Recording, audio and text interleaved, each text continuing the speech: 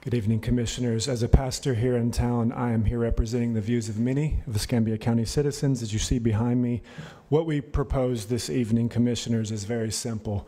We propose a resolution that would declare Escambia County a safe county for the unborn, and we propose that you pass this resolution as soon as possible. With there being no abortion mill currently active in Escambia County, nor for hundreds of miles in any direction, we have the prime opportunity as a county to express our belief in the dignity and sanctity of human life.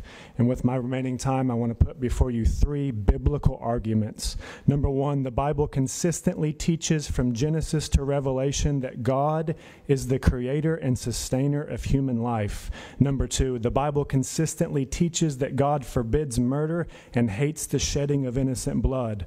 Murder, defined biblically, is the unjust taking of human life, and this is precisely what abortion is. The Bible and scientific evidence are absolutely clear that the life begins in conception, and God warns against taking innocent blood, and he judges those who tolerate such evil. And number three, Jesus Christ is King and Lord over all, not just the church, but over all, including the governing authorities. And Jesus believes and affirms as the Word of God everything written in the Old Testament. He agrees with the scriptures that teach that God is the creator and sustainer of human life, and he agrees with the law of God that forbids murder. He is the true lawgiver, and he is the true eternal judge. And as officials, gentlemen, you have the responsibility to commissioners to not to oppose Jesus Christ, but to acknowledge him and rule and legislate in accordance with his commands. So we're asking you, commissioners, if you would take our resolution, consider it, and act on it as soon as possible. Thank you. Thanks, Kent.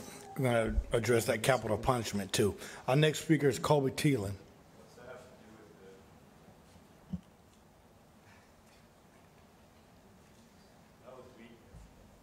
Yeah, thank you, Commissioners.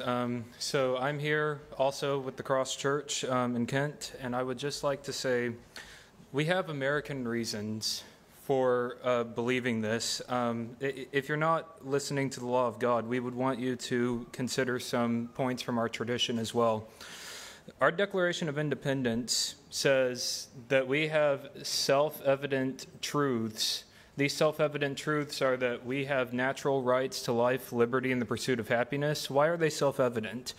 William Lawrence spoke in defense of the Civil Rights Act of 1866, and he says, "It has never been deemed necessary to enact in any constitution or law that citizens should have the right to life or liberty or the right to acquire property. These rights are recognized by the Constitution as existing before and independently of all constitutions."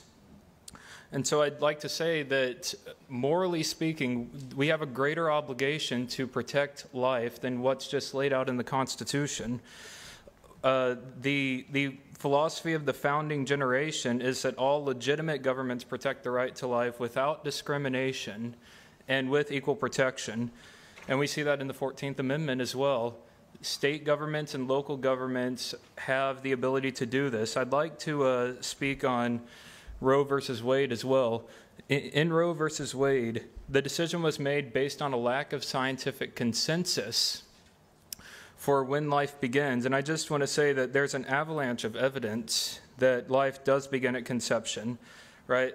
Zygotes have a complete human genome, which guides them through development through their entire life. That's the definition of a human, right? 68% of high-ranking academic biologists, most of whom are secular, believe that life begins at conception. And so I just want to say that it's the will of the people, based on the fact that we have no abortion clinics around, that, sorry, may I finish? No, you're finished. Go ahead, Yeah, Colby. thank you. It is the will of the people, based on the fact that we have no abortion clinics around, that Escambia County be completely safe and equally protect all human life. Thank you. Thanks, Colby.